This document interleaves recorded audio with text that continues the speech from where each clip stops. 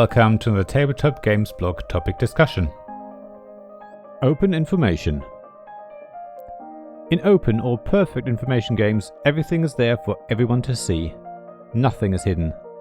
The whole state of the game is right there in front of you. Chess is probably the most famous perfect information game and the most classic one.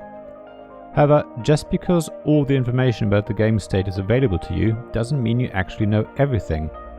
In this article I want to look at what information you need to work out for yourself in these games and what game experience that creates. Let's look at cooperative games first. In these types of games, players can often openly discuss what they want to do next. That means there is even more information available to everyone. However, if literally everything is known and everyone can work together to play the game, then it seems pretty pointless. Yet that's not true, of course. The simplest example I can think of are puzzles, literally puzzles, where you put interlocking pieces together to make a picture. Technically, these are perfect information games, in particular if the final image is shown on the box. All you need to do is find the right pieces and put them together in the right place. If you do this with someone else, you can even discuss everything. For example, you can say you found an edge piece or one with a specific feature. You may argue that classic puzzles aren't games and ask for another example. Well, that's easy. Every single modern escape room type game is a cooperative, perfect information game. You need to work together to find clues and solve puzzles. Like with jigsaw puzzles, there's very little strategy involved in escape room games. It's really mostly about making a choice and reacting to the result, plus making connections to find solutions. While jigsaw puzzles are often about relaxation and they often create an almost meditative effect, escape room games can be a bit more exciting and they definitely need you to be more alert and fresh, so that your brain is working at its best. Yet, what both have in common is that it's the players' wits pitted against the game. It's a game that presents new surprises and twists that you as a team have to deal with. You all win or lose together, and you all share in the experience and the emotions when you get a step closer to the goal. That's, of course, different in competitive or open information games. Now you're trying to win yourself, and even though all information is still open, what you don't know is what all the other people around the table are thinking, what the next turn will bring, or what strategy they're following. You have to try and infer this information or just forge ahead with your own strategy. As a relatively simple example, just think of modern roll and write games. Most of these have open information, and the only thing that is unknown is what the dice will show after the next roll. Yet, once they're rolled, it is open information and often players share the dice results. So it is possible that all of you make the same choices. If it continued for every turn, it would make for a very boring game, but chances are that someone thinks they've spotted an opportunity. Or they simply want to be different and then make a different choice to everyone else. From then on, they're on their own, and chances are other players will follow suit.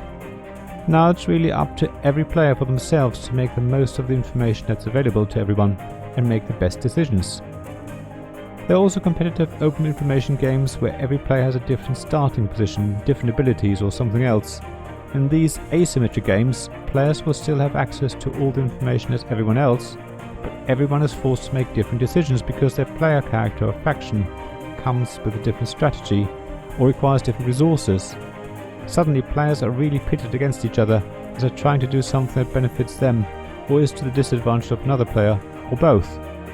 Even if there isn't direct player interaction in the sense of blocking spaces, controlling area or some other direct impact, there's still plenty of influence players can have on each other purely through the choices they make and the order in which they make them. It can be subtle, but just as important as direct player interaction. What all open information games have in common though is that they can be played remotely. As long as one person has a game and a video camera, people in different locations can often play these types of games without too much problem. Of course, it's not always easy depending on game components, and it's always easier if there's an online version of the game where everyone can look at different things on their own screen. But open information games are definitely a good candidate for the sort of games you can play with people at different locations. So I would like to know if you have played open information games before. What was your experience with them? Have you tried playing any of them remotely with friends? How did that go? Have you got any advice on playing remotely with others? Please share experiences in the comments on my blog, link in the description below. Thank you for listening to this Tabletop Games blog topic discussion podcast. Please check the description below for links mentioned in this episode, as well as to the written version of this article on the blog. If you enjoyed this episode, please subscribe, give us some stars or leave a review. Please also tell your friends about me, and if you want to offer financial support, check out my Patreon and Ko-fi pages, links to which you'll find in the blog at tabletopgamesblog.com. So thank you again for listening, and I hope to see you again soon. This podcast is made possible by the generous help from our Patreon supporters: Royal Patron Sean Newman, the UK half of Gamelot; Castle Guard David Miller of Subquark Publishing; Dice Masters James Naylor, publisher of Magnate First City, and Paul Grogan of Gaming Rules; and Shining Light Robin Kay of Rune Sky Games, Sarah Reed of Resourceful Games, Tim Vernig, and Richard Simpson of We're Not Wizards.